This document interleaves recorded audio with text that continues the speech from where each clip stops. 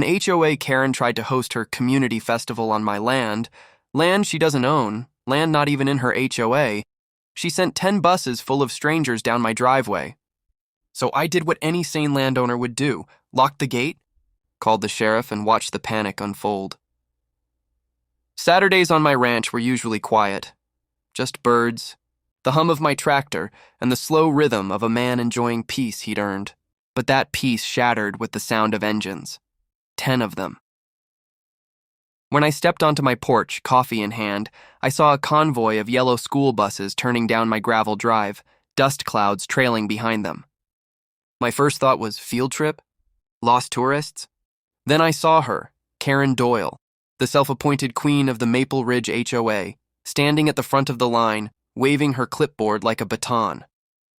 She wore her usual suburban commander outfit, pastel blazer, sun visor, and a smug look that could curdle milk.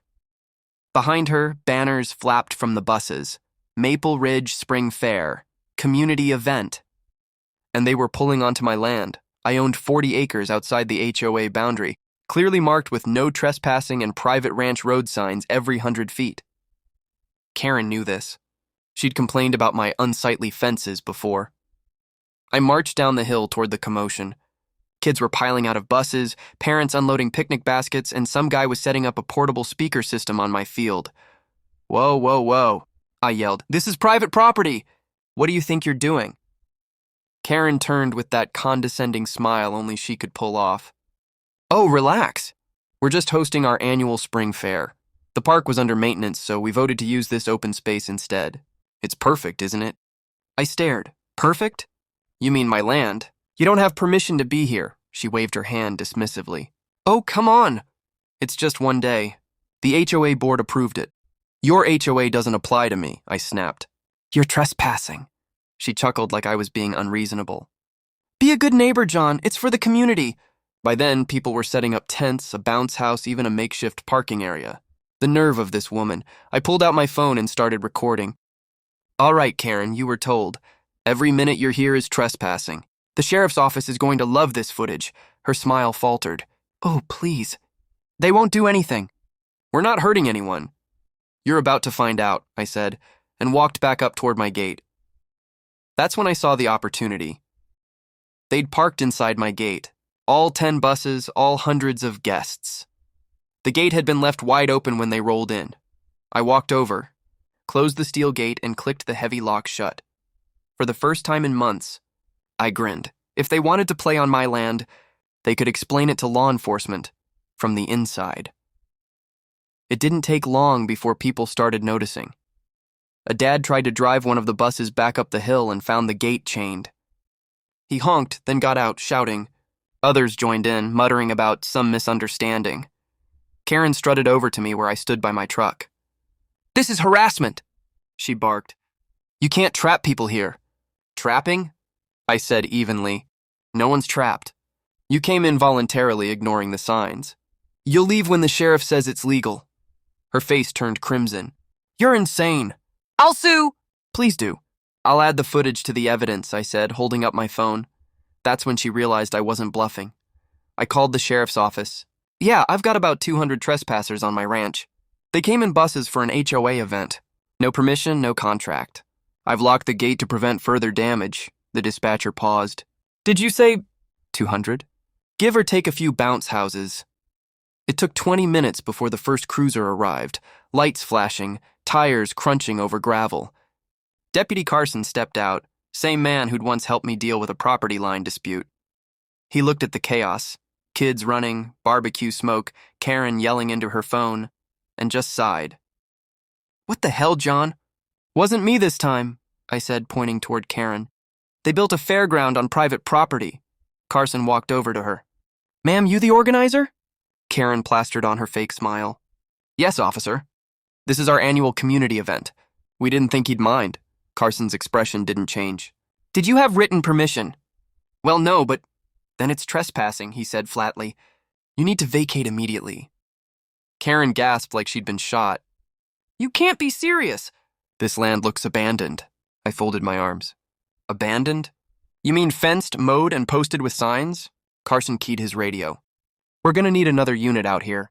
Possible large-scale civil trespass. That's when the panic really started.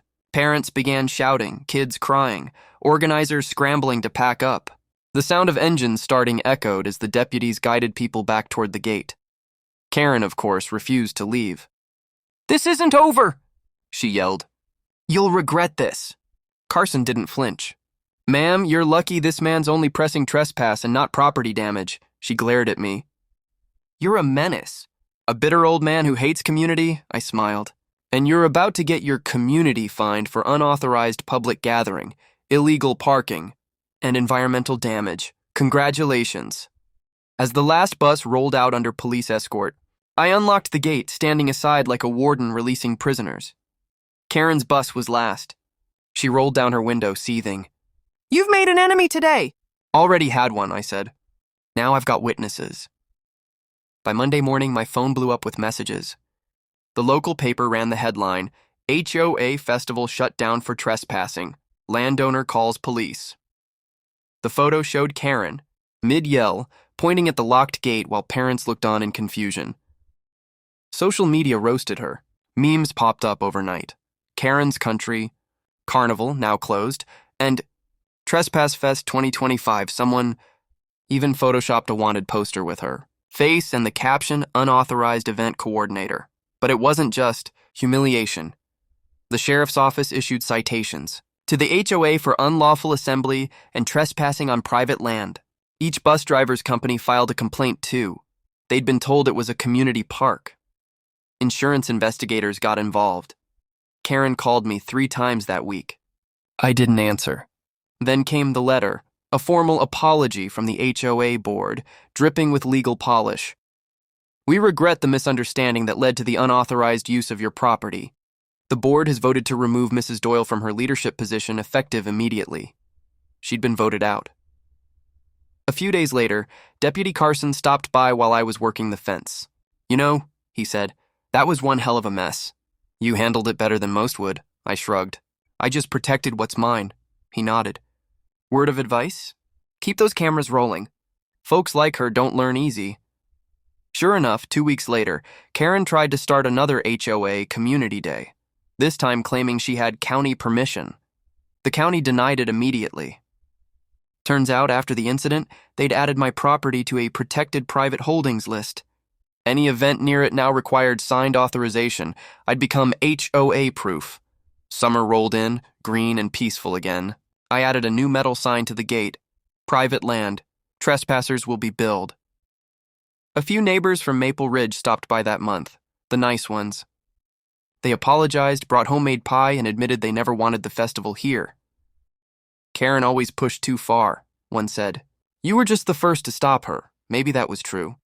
Maybe someone needed to show her limits existed, not just for property lines, but for arrogance. That evening, as the sun dipped below the tree line, I sat on my porch with a cold beer, looking down at the empty field where hundreds had trespassed. The grass was growing back, the land quiet again. I thought about how, for all her bluster, Karen had learned the one lesson she couldn't spin with HOA bylaws. When you step on someone else's land, you answer to their rules, not your clipboard. And as the cicadas hummed and the breeze carried the faint creak of my locked gate, I couldn't help but smile. Some fences protect more than property, they protect peace.